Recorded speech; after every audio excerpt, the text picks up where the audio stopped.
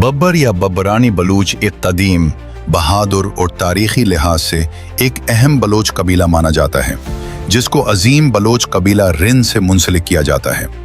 तारीखी लिहाज से यह कबीला कदीमी दौर में सीस्तान, मकरान और बहरुल काहिल के इलाके से हिजरत करता हुआ बलोचिस्तान के दीगर इलाकों में हिजरत करके आया।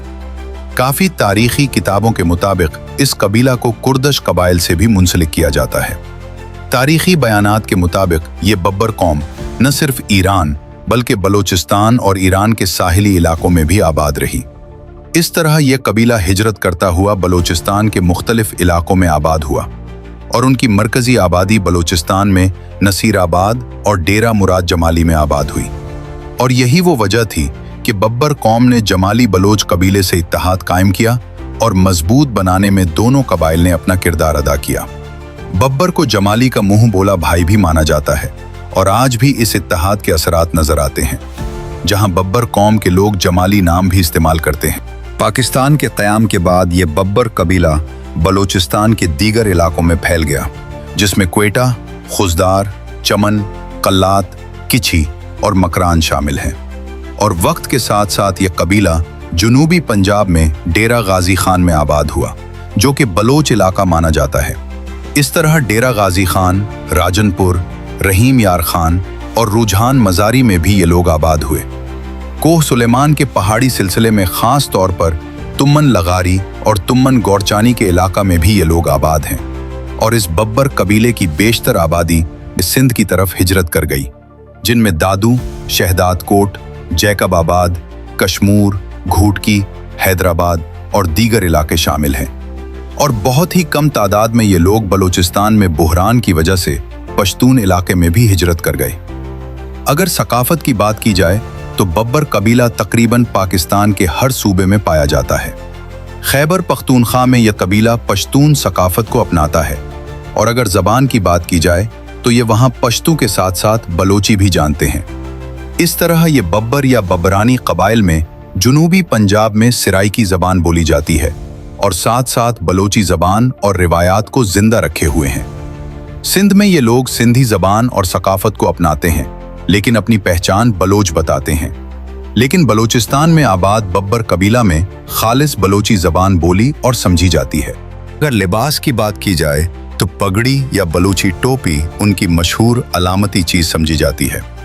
तमाम इलाकों में रहने के बावजूद ये अपनी शनाख्त बलोच ही रखते हैं और बलोची रवियात और सकाफत को तरजीह देते हैं। दौरे हाजिर में भी इस कबीला में जिरगा सिस्टम और वडेरा या सरदार सिस्टम को तरजीह दी जाती है। उनके मुताबिक सरदारी निज़ाम किसी भी मसाइल को जल्द अज जल्द हल करने का बेहतरीन जरिया है। हर इलाकाई आबादी में तमाम कबीले के मशवरे से उस सरदार या सरपंच का इंतखाब किया जाता है जो इस जिम्मेदारी के अहल हो। हर इलाके में वहाँ के मकामी कल्चर को अपनाता है और साथ साथ अपनी बलोची रिवायात को भी कायम रखे हुए है। मौजूदा दौर में बब्बर कबीला अपने सरदारी निज़ाम के तहत जाना जाता है। जुनूबी पंजाब में सरदार मंजूर हुसैन खान बब्बर इस कबीले के नुमायां सरदार हैं, जो कि साबिक सदर पाकिस्तान सरदार फारूक अहमद खान लगारी के शहर चूटी ज़ीरी से ताल्लुक़ रखते हैं। सरदार मंजूर हुसैन खान का शुमार इलाके के बाअसर लोगों में होता है और जुनूबी पंजाब में सरदार अहमद खान बब्बर को भी बब्बर का एक अहम सरदार माना जाता है, जबकि सिंध में सरदार यासिर खान बब्बर पूरे सिंध में बब्बर क़यादत को बरकरार रखे हुए हैं। तारीखी तौर पर बब्बर कबीला एक जंगजू और लड़ाका कबीला है, जिसने मुख्तलिफ अदवार में बड़ी बड़ी जंगों में हिस्सा लिया।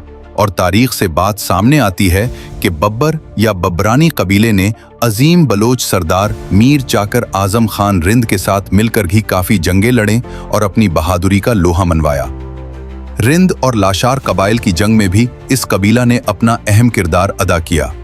और तारीखी शवाहिदात के मुताबिक 1250 में इस कबीला ने मुगलिया सल्तनत का तख्त गिरा दिया।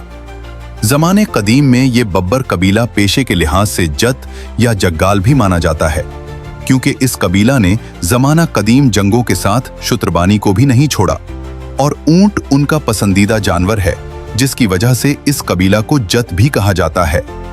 खुदाबख्श खान मरी बलोच अपनी एक किताब में लिखते हैं कि बब्बर एक लड़ाका और बागी बलोच कबीला है।